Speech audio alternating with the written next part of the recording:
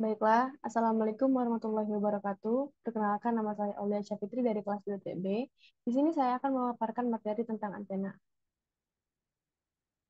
Yang pertama ada definisi.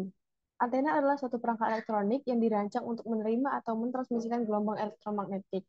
Fungsinya dalam komunikasi adalah untuk mentransfer sinyal radio, televisi, telepon seluler, dan data lainnya secara efisien antara perangkat komunikasi dan jaringan atau perangkat lainnya. Dalam komunikasi nirkabel, antena memiliki peran penting sebagai penghubung antara perangkat dan perangkat pengirim dan penerima. Adapun fungsi utama antena dalam komunikasi nirkabel. Yang pertama ada transmisi sinyal, penerima sinyal, pemancar dan penerima, efisiensi transmisi, dan polarisasi sinyal. Selanjutnya ada prinsip kerja sebuah antena. Yang pertama, menghasilkan medan listrik. Ketika arus listrik mengalir melalui antena, terbentuk medan listrik di sekitar antena. Medan listrik ini berfluktuasi sesuai dengan sinyal yang dikirimkan. Kedua, menciptakan medan magnetik. Medan listrik yang berfluktuasi ini pada gilirannya menciptakan medan magnetik yang berfluktuasi sejajar dengan medan listrik. Yang ketiga, memancarkan gelombang elektromagnetik. Kombinasi medan listrik dan medan magnetik ini membentuk gelombang elektromagnetik yang merambat ke udara atau media transmisi lainnya. Sebaliknya, ketika antena digunakan sebagai penerima, prinsip kerjanya berbeda sedikit. Yang pertama itu menerima gelombang elektromagnetik.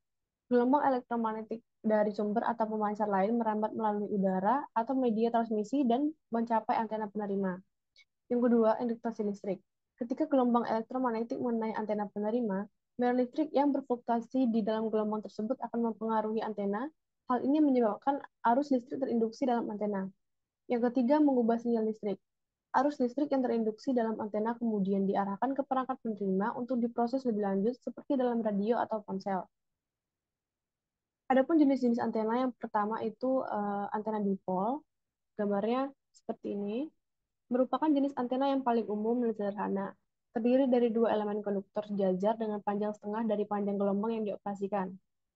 Memiliki pola radiasi omnidireksional, yaitu radiasi merata ke segala arah di bidang horizontal.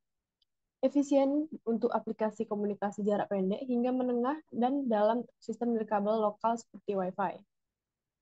Yang kedua ada antena Yagi Uda, seperti ini. Terdiri dari serangkaian elemen konduktor termasuk elemen pengumpan, elemen pengarah, dan elemen reflektor.